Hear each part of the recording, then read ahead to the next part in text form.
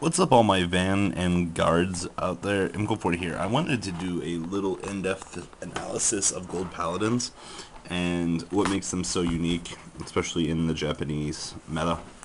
Kriff is your starter most of the time. He gives you access to the superior ride, and his in and outs, like, even if you don't do the superior ride, you still have a 5,000 booster, you know, helping you along the way.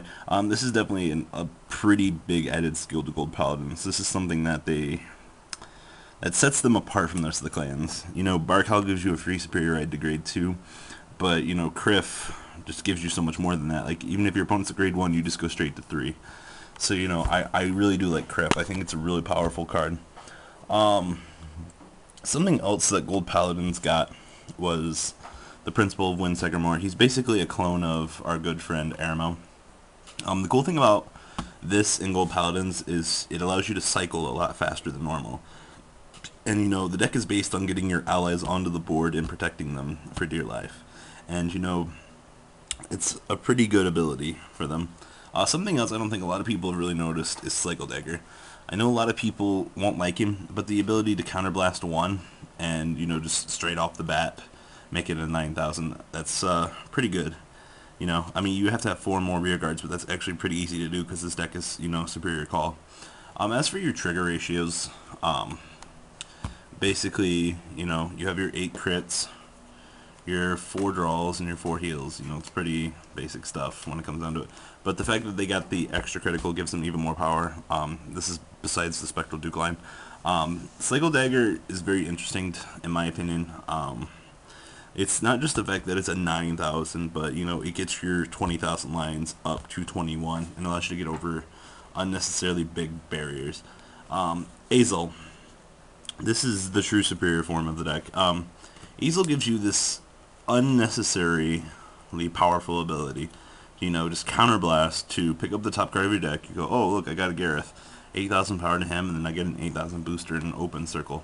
It's really, really good. And kind of stupidly broken at the same time. Like, you can get it up to 40,000 pretty easy just for, you know, 4 counterblast. So, pretty good. Player of the Bo Vivian. This is a one-of to most players.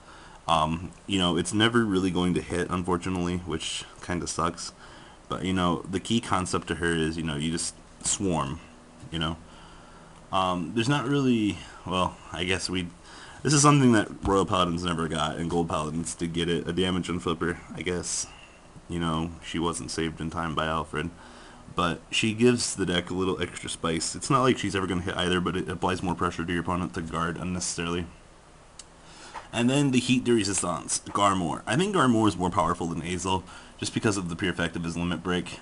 The fact that you can call him out, counterblast 2, put a Shackle behind him, and if you're limit breaking, you're swinging for 26. That gets over the 13k barrier that I've been trying to objectify against my friends Dragonic Overlord the and Kagero. But it's really powerful. You know, it automatically forces them to guard 2 10s, unless, you know, they're going to let you go 1 to pass. So, you know, Garmor, I think, is pretty much a 4 of. Azel you can get by on 2, but, you know, the Mighty Mage, the thing about him is he's good until Gigatech Destroyer comes out. Once Gigatech comes out, Mage becomes obsolete. And, you know, the only real reason why you want to play him is because you can get your 20k lines. Halo Shield, I think this is something that is either a 3 of or a 4 of in the deck. And then lastly, Nemeon Lion combined with Garmor. I've never seen a Superior Interceptor be good in all my life except for Nemeon. Because Garmor can call it out and you just protect it, you know. Some pretty basic stuff when it comes to Garmor. Like, he makes so many good plays with this particular deck. And, you know, I think there's a reason why he sent Aichi back in a different storyline. So yeah, guys, that's my take on Gold Paladins. Let me know what you guys think about Gold Paladins. How do you think they should be played? How do you interact with the deck? What makes your build so much different from everybody else's? So shoot me a comment down below, and we'll have a duel up next week, more than likely. Unless you guys have a specific deck request you'd like to see. Gold 40 out. Peace.